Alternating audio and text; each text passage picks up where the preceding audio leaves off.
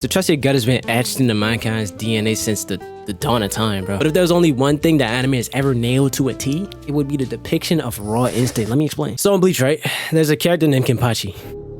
His presence was enough to make you feel like a bitch. And I ain't just talking about any, oh, be careful, I feel like someone's strong in the area.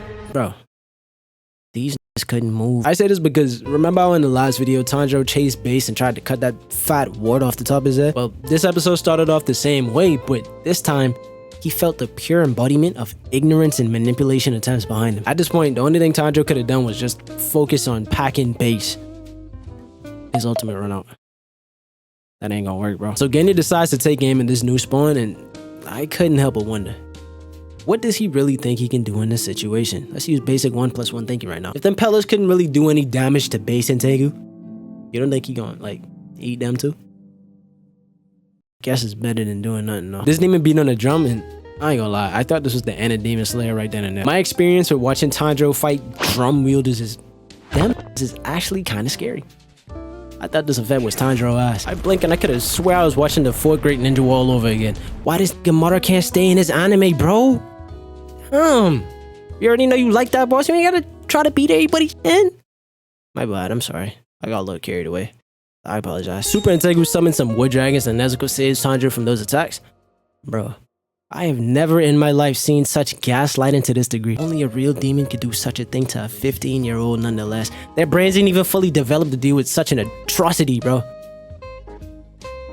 As a matter of fact, let me grab some notes, bro. I don't like you. Some of these right here. You really tried to put your filthy slayer hands on my father.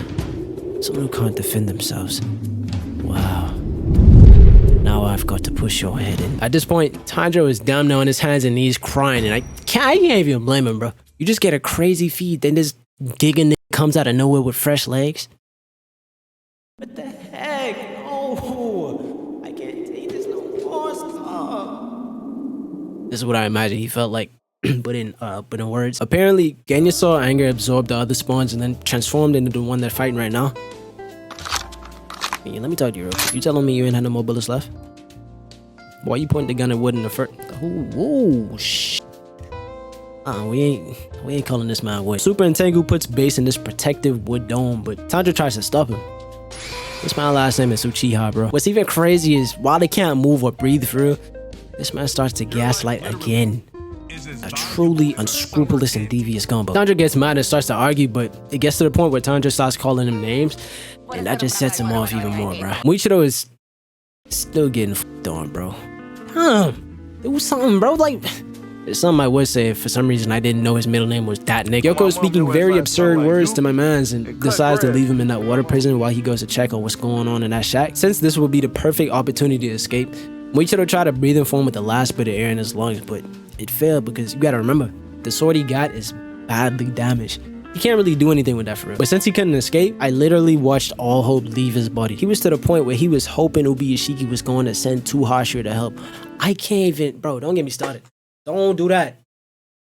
Y'all already know how I feel about that lousy shit back. Gyokko enters the shack, presses the first person he sees, and immediately starts to look for the chief. Instead, he found Haganazuka holding Tanjiro's new ninja blade. The thing is, even with all this commotion going on, Haganazuka is in what I like to call Zen state. Zen state is the point where you're working on something and your focus is so heightened to the point where nothing else in the world really matters. Anyway, Gyokko feels angry because he feels inferior to Haganazuka in the way that he's so focused in creating this art piece being this blade. So this whole time Gyokko was trying to break his focus, Muichiro was having a backstory flashback. The vision that he sees right now is trying to convince him that there's someone on their way to help, and what Muichiro said almost took that #1 Hashira spot from Rengoku. I can't even lie to you. I know I say this all the time, but Muichiro is actually just like me for real, bro. Like, listen, hold on, bro, listen, bro. He doesn't like the fact that he has to get help from someone else, but this vision teaches him the importance of getting help. Bro, if you know me, help is the last thing I'm ever gonna ask for. I will literally sit in front of my computer all day and go to YouTube University just to learn how to do whatever I need instead of asking someone to do it for me. Muichiro eventually gives up because he feels like there isn't anyone in the area as strong as him to actually help, and just when he accepted his fate, Kotetsu stabs the water prison trying to set him free. Thing is, Kotetsu can't really do anything because if Muichiro couldn't even break this demon art, then I'm sure Kotetsu can't. Plus, he was getting pressed from these French Pokemon, bro. My man's like he did a fusion dance with bro from Lazy Town and Captain Ginyu, bro. Ladies and gentlemen, I regret to inform you that Kotetsu is down, shield broken, all that. You got hitting his solar plexus.